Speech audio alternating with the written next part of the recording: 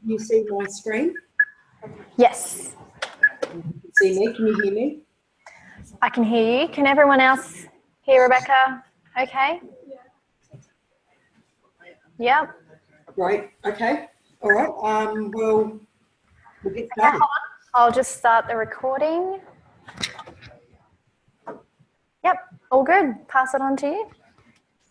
Great. Okay. Well, welcome to week 10. The lecture on using theory. So, actually, Kathleen, can I get you to mute the microphone there? Yep. I'm just getting some background noise, that's all. I've just muted myself. Okay, great, thank you. Okay, so I'm going to follow on from Kathleen's lecture and give you an example of a project that we worked on with University of Sunshine Coast on developing a social marketing strategy for the Commonwealth Government, the Department of Education, on how to engage low socioeconomic status communities and in particular how to encourage high school children to think about life beyond school and go on to do a TAFE or some sort of trade certificate or university. So we're talking about how do we basically help kids transition from school to get some sort of qualification. So I'm going to take you through a little bit about the project that we did, and in particular I'm going to focus on the use of theories to develop the strategy. In your assignment, that's something that you're going to need to focus on. Okay.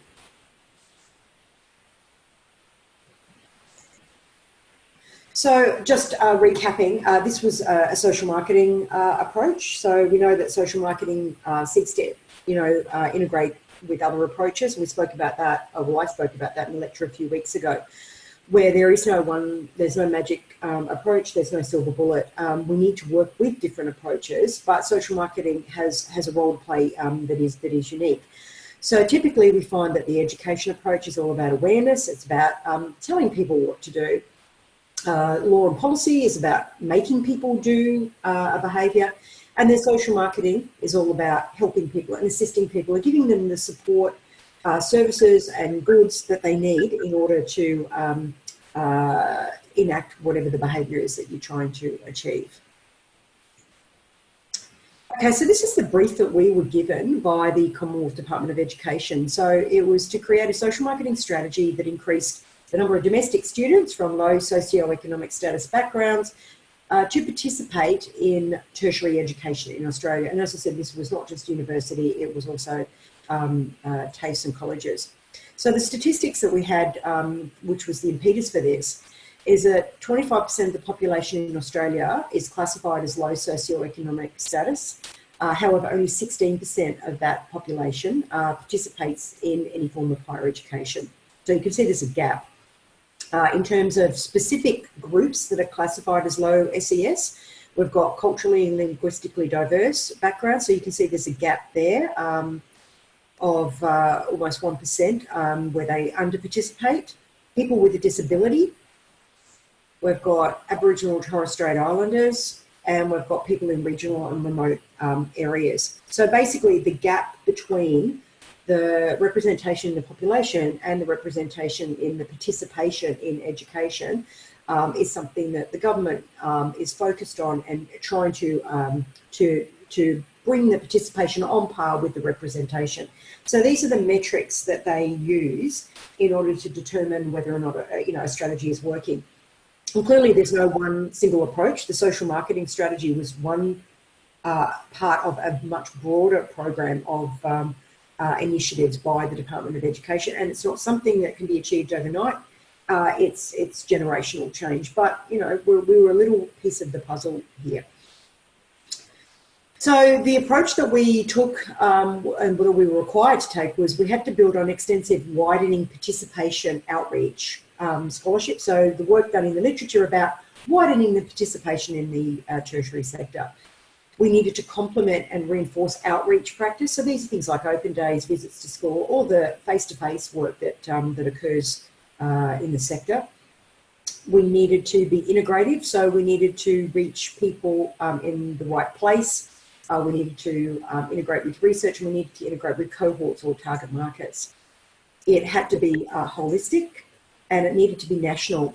So we proposed a digital platform to integrate current activities in local practice, because for the budget that we were told we were developing for, which was about $1 million, $1.5 million, there's no way you could do that at a national level in any meaningful way without it being digital. We needed to focus on the strengths of people and fostering empowerment rather than the deficit approach where people are lacking something. It was more about, well, what do they already have? How do we leverage that? We needed to utilise conceptual frameworks of behaviour change and psychology, and it was an all-inclusive tertiary education approach. So these were, I guess, some of the design principles that we used to build the program. So in this sector, the government measures or has the statistics around these 4 cohorts. So every year there's an annual collection of the percentage of people in the population and the percentage of people that participate in a whole range of activities, not just tertiary education. They also do it at secondary levels, and they also do it across different government departments. But these were the 4 cohorts. Sitting around that, we knew that what was an important stakeholder group were influencers, so parents, family, community, because we know that that low SES citizens don't operate in a vacuum. And we know from social marketing, the word social is important. It involves other people. And then sitting around that is another group of entities, and these are the stakeholders. So there's no point in coming up with a strategy that doesn't involve tertiary institutions and also industry practitioners.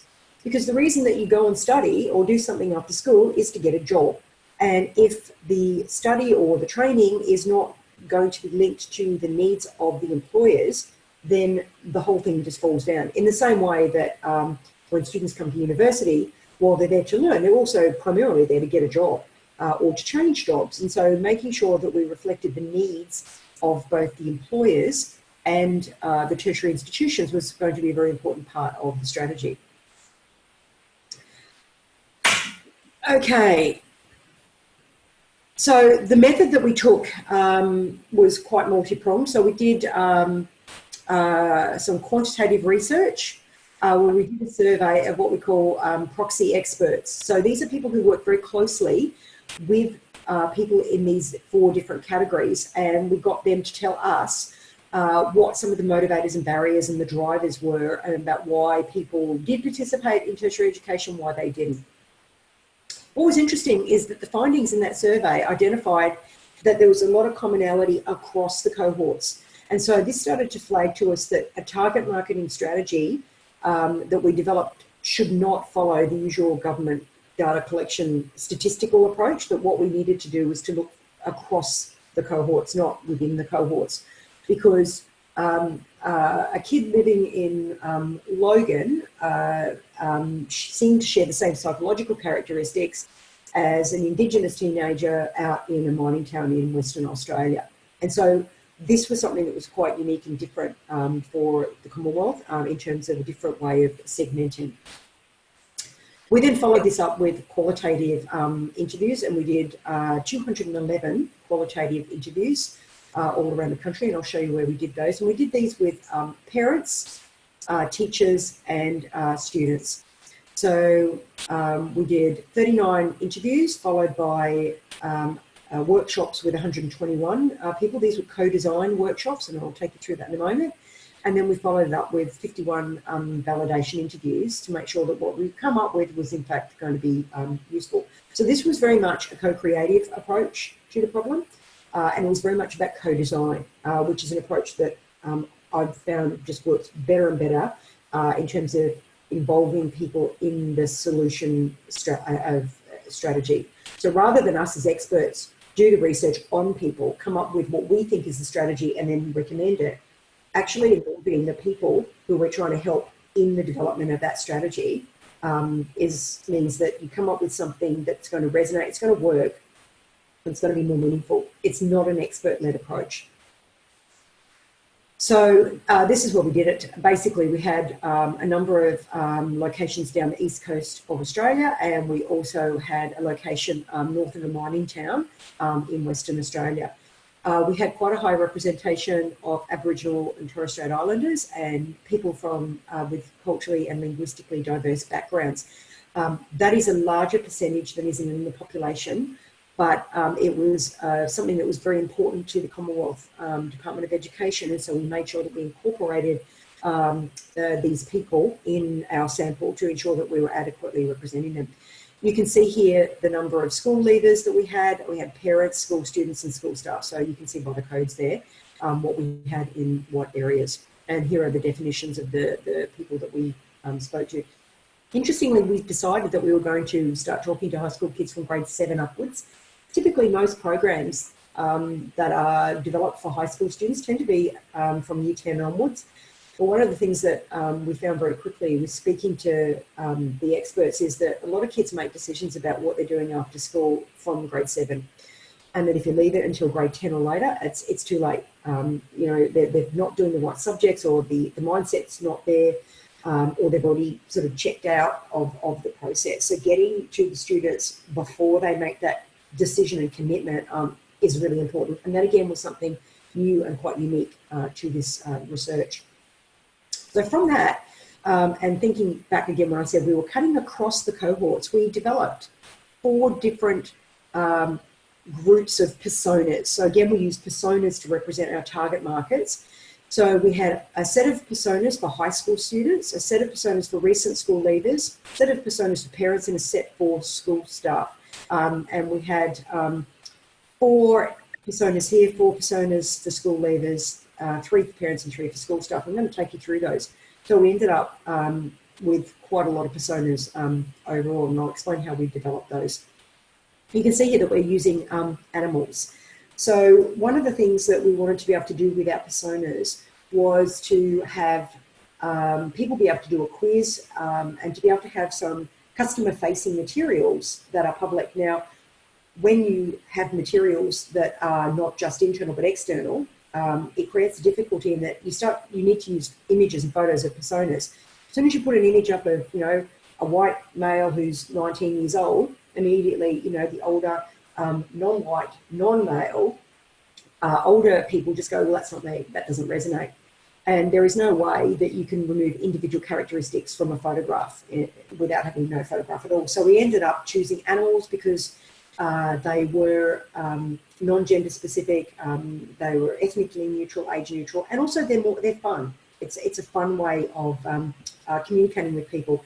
And so we anthropomorphize the animals. So you can see that they look a bit human-like with their t-shirts and the way that they're standing. So that anthropomorphization, that is giving human qualities to an object like an animal, is also a way of increasing the resonance. And people do respond. We know that people respond to characters on TV like Louis the Fly for Mortine that are anthropomorphized. And there's lots and lots of characters that we've seen where this is done.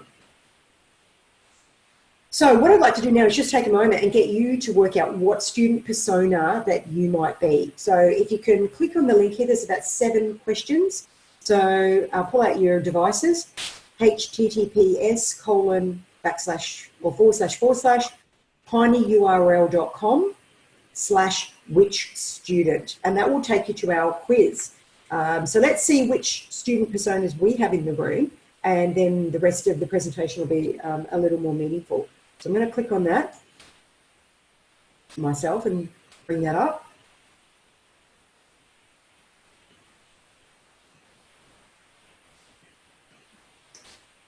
And you just need to start the quiz by selecting the various questions. So play along with me. I'm just going to pick random ones.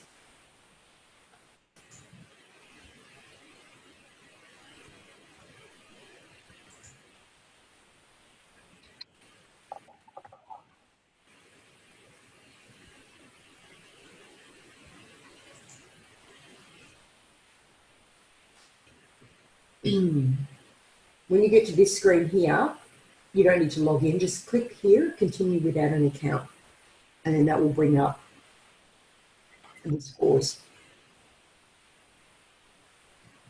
Kathleen, can you let me know when most students seem to have finished? Because I can't see anyone. Sure thing.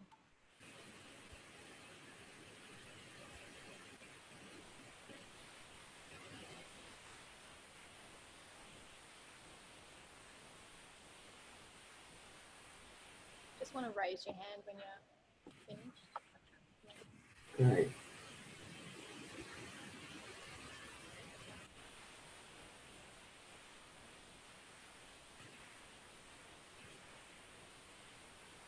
Hand it in.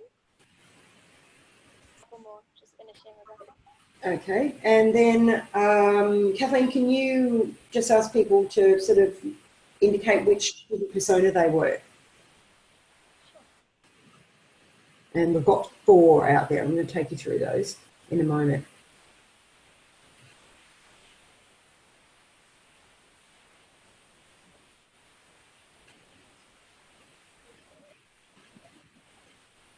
Actually, we'll come back to that when I actually bring them up on screen. It might be a bit easier. So Yeah, do you know which 4? Because I don't know which yeah, 4. that's all right. Just note them down, and when I get to that, we'll come to it.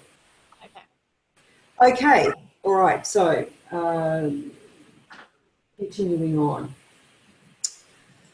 Okay, so basically, we developed the personas based on the literature review we'd done. So this is what we already knew about the motivators and barriers, about why people participate or don't participate in tertiary education. So we knew that there were specific attitudes and values. We knew that there were specific motivators and barriers. We also knew that self-identity, how people see themselves. Do they see themselves as a uni student? Do they see themselves as a tradie? And the role of place. So if you live a long way away from these institutions, that can be quite scary. And people sort of see themselves, no, I'm regional and remote, and I don't go to the big city to do that kind of training. The role of education in the life of the family and the individual was also important. We know that people make different decisions about tertiary study based on their demographics and their life stage. And we also know how people identify with other groups, you know, what kinds of people go to uni, what kinds of people don't. And we also knew that different media and communication strategies also can inform the different personas. So taking all of that background knowledge, and there is a report on our project website that summarises all of the literature, that combined with the interviews led to the creation of these personas. So in the student personas, we come up with 4 different types. You'll notice here that the coloured dots are kind of moving across to the right, and it does the same for each of the different groups.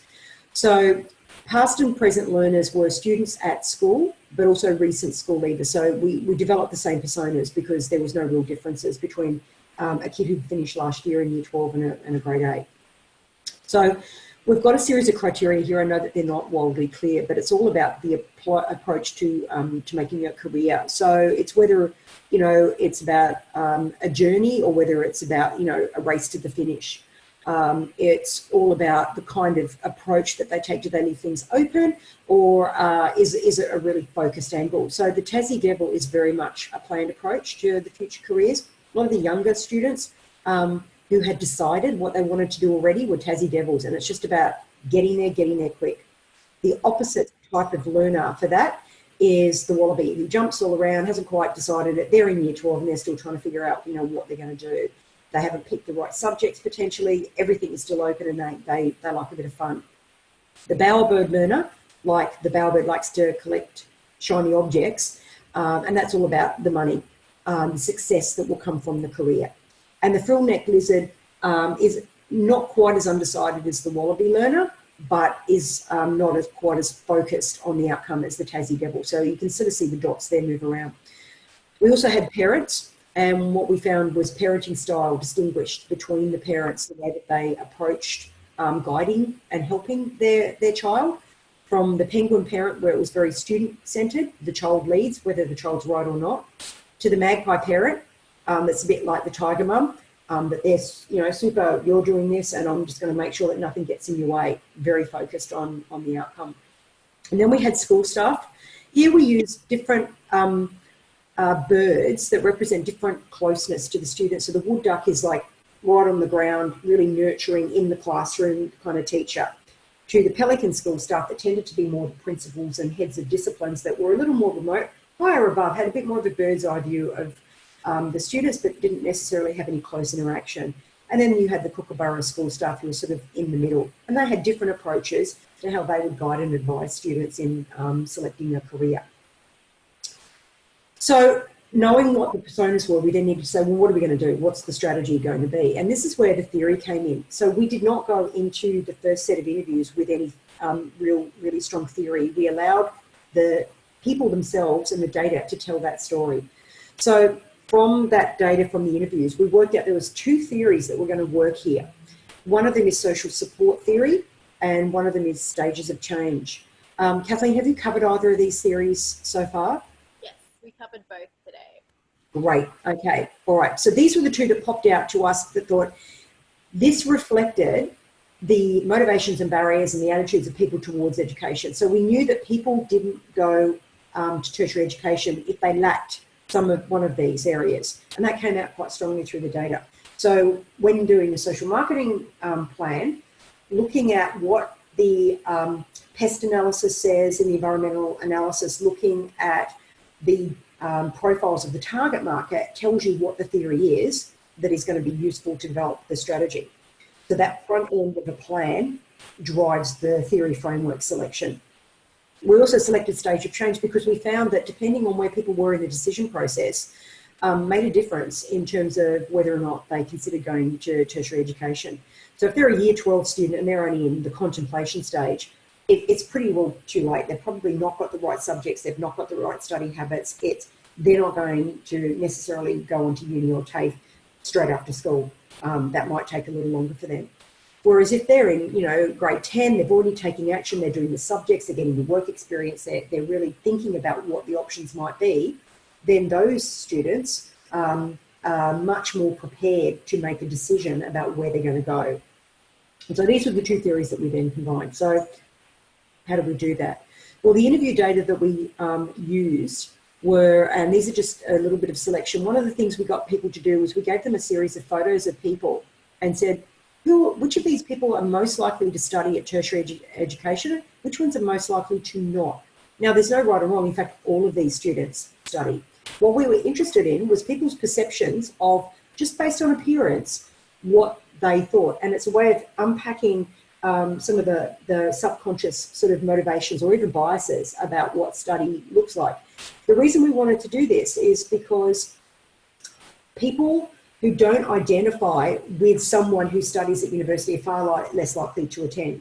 So if you've got a whole group of people that look a certain way or dress a certain way and you don't fit into that group, then you won't see yourself as part of that group. And so we got people to talk us through, why did you pick these people? Why did you pick these people? And then at the end we said, well, actually all of these people are studying at university or TAFE. And we did actually have permission to use these images. We also got people to draw a storyboard. We said, what makes you happy? What would you want to do? What's important to you in life? And we got them to draw out images. And then again, we got them to talk through. This is quite important when dealing with teenagers in particular. Asking people direct questions can be quite confronting. And if people don't have the vocabulary, and a lot of these kids didn't have the vocabulary to articulate answers, you end up with yes and no answers, and there's not a lot of meaning. The other thing is when people are drawing and they're not looking at you and making eye contact, it relaxes them and they start to talk. Boys in particular, we found it was very difficult to elicit responses with direct eye contact and direct questioning. Whereas when they were writing or drawing, they weren't looking at us and we were able to have more of a conversation rather than this sort of question and answer interrogation. So that technique works very well. We also got them to draw their family and friendship groups and talk to us about them. What do they do? What do they think about studying? Have any of them decided what they want to do? So these were just a few of the visual techniques that we used in the interviews to start unpacking the information. And it was from that we were then able to overlay which persona was in what stage of change. So you can see that the personas that were on the right-hand side of the previous slide are at those earlier stages. The personas that are on the left-hand side are at the later stages. So there's a reason for the way that we group them in that slide. And there will be very different strategies that we needed to develop because of that. The workshop data that we then used for the social support was, again, visual. So what happened was, after we'd done the interviews, we asked people to come in to workshops, and we got them to self-identify into as a persona, and then we got people to work in their persona groups. And we asked them, for someone like you, what would be something that would help them and provide support to make decisions about tertiary education? So we asked them, we gave them a digital idea, we also gave them a face-to-face interpersonal idea as well, but I'm just focusing on the digital here. And so this is some of the things that they drew up, and it was incredibly creative. One of them had like a game that you could play. Another had a website that had quite specific information about a type of career. And so you can see the way that they're drawing this out. So again, this is not an expert approach. This is the people we're wanting to work with are actually co-creating the strategies and the solutions. Now, we ended up with, 118 of these pictures, which is not an easy thing to start going, well, how do you make sense of that? How do you classify it? And that's where we went to the theory. So what we did was we went back to our 5 types of support, and we went through every single poster and worked out what kind of feature is that they've drawn up and what kind of support might that be. And so from that, we then represented and drew up icons to represent every feature that the students, the parents and the teachers had suggested, and classified them into these support types. So where someone had said an options catalogue, we thought that was informational support, so it had a little I category. Where it was a calculator about how much money could I earn in that job, we thought that was instrumental support. And so we ended up with a whole list of different kinds of tools based on the classification. And then it was a matter of them mixing and matching and saying, well, what persona liked what kind of tool.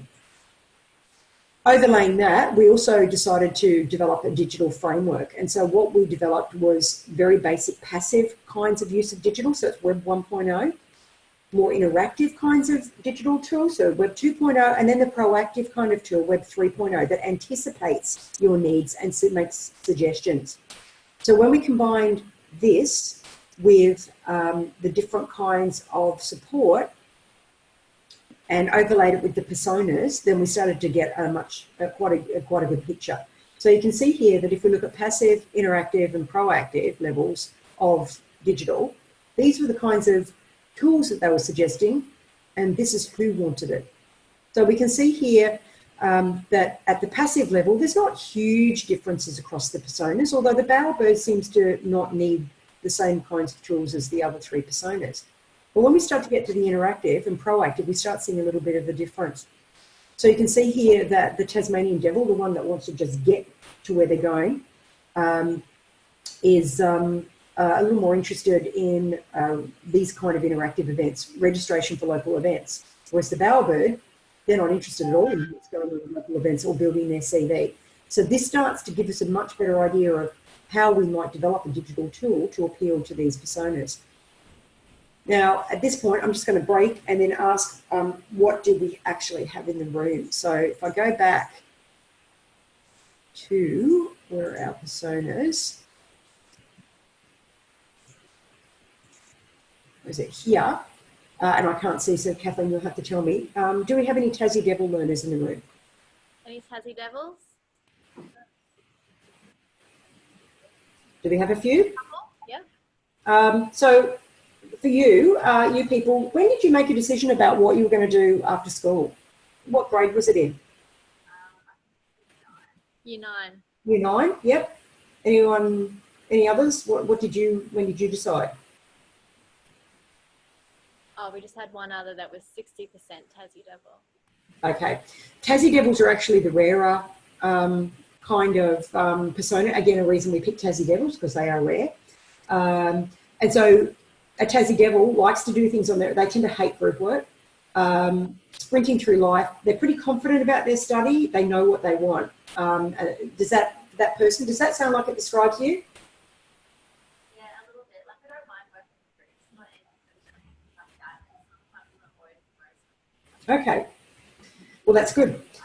Okay. Do we have any bowerbird learners in the room? Yep. Yeah, we have a couple. Okay, so when did you guys make the decision? Year 11. Year 11. Yep, a bit later.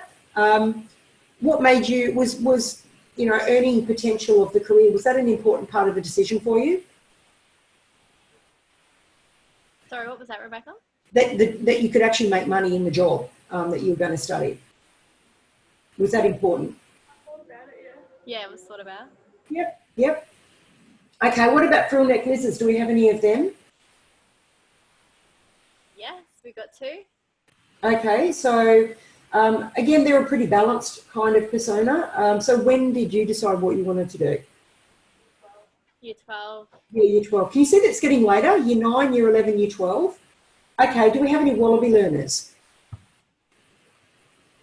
No. Okay, not unexpected because wallaby learners tend to leave it to the last minute and probably are less likely to go straight to uni from school because they just haven't got their act together. Doesn't mean that they're not going to be capable. It just means they've just not put things in place to enable that to happen. So that's how to interpret your results. So kicking back forward to where we were.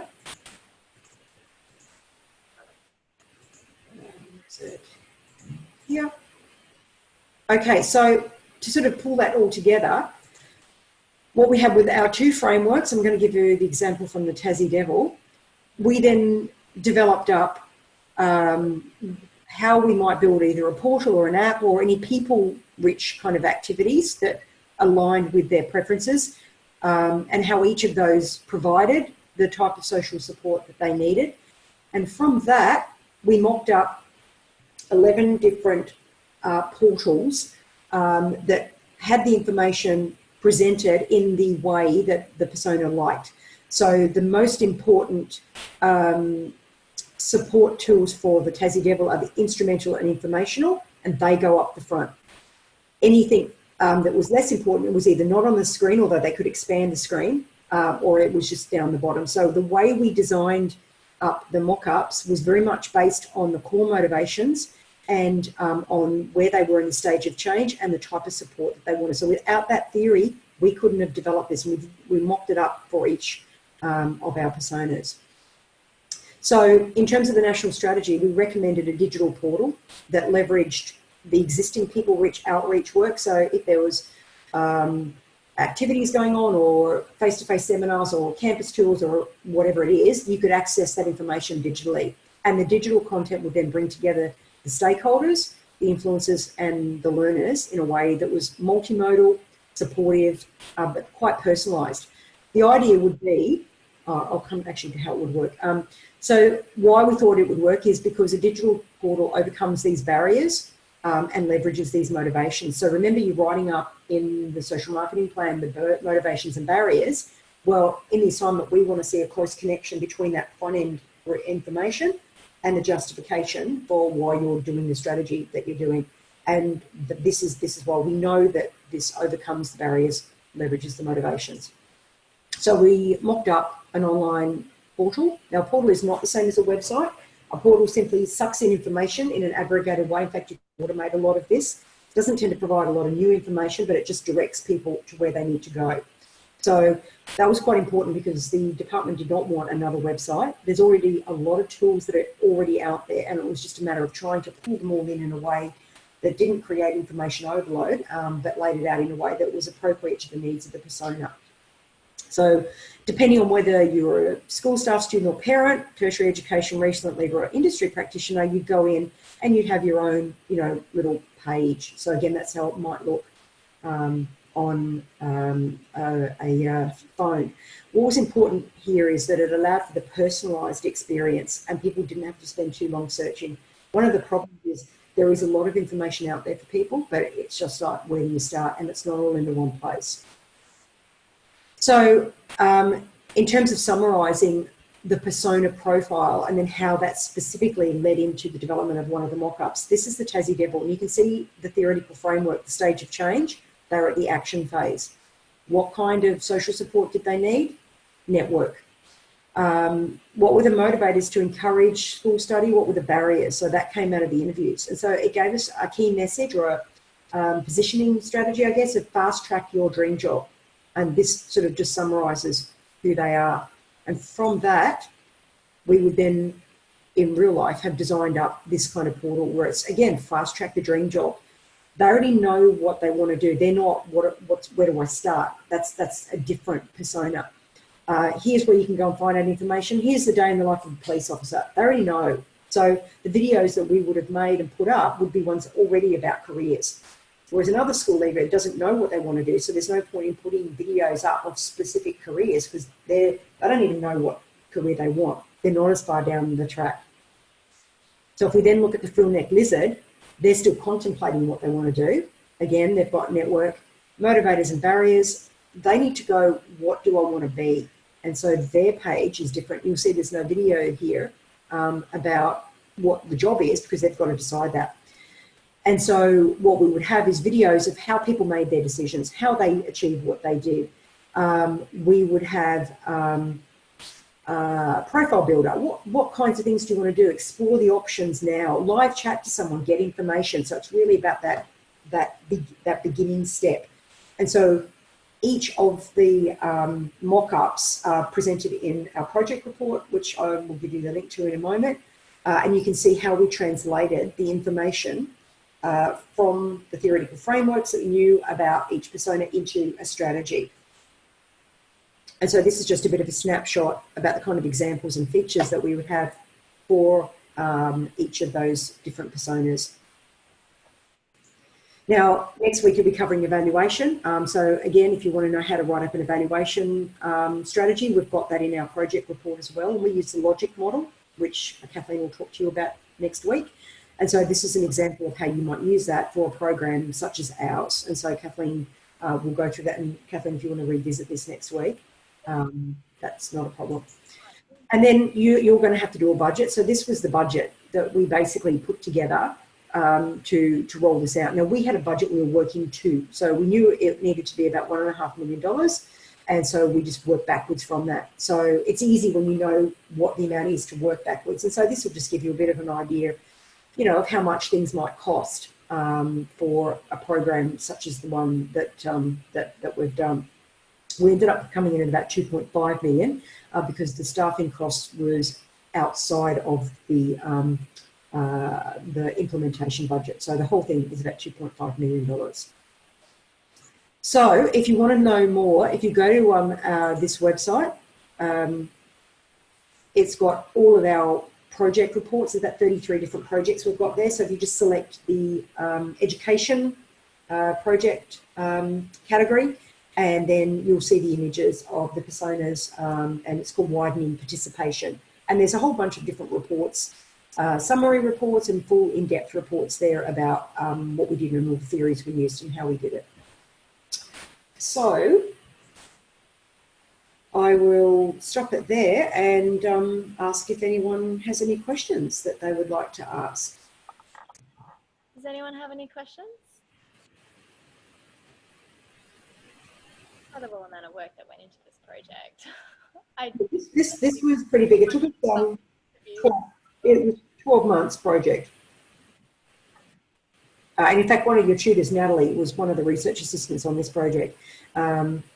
It was pretty daunting, and we still don't know what the federal government's going to do with it. They did very much like the personas, but I think they didn't quite know what to do with the digital at this stage, and there were some changes going on internally. So we'd like to think that something will happen with it, but I think it's a good example of how to use data and theory to bring about a strategy. And to be honest, if I didn't have those theoretical frameworks, I would not have been in any way comfortable with coming up with a strategy. Strategy works in practice, and I can't stress that enough. It's not just because it's a classroom thing or an academic thing to learn. You will use your frameworks and theories out in practice, and they're incredibly helpful. So understanding and remembering a lot of theories. Yeah,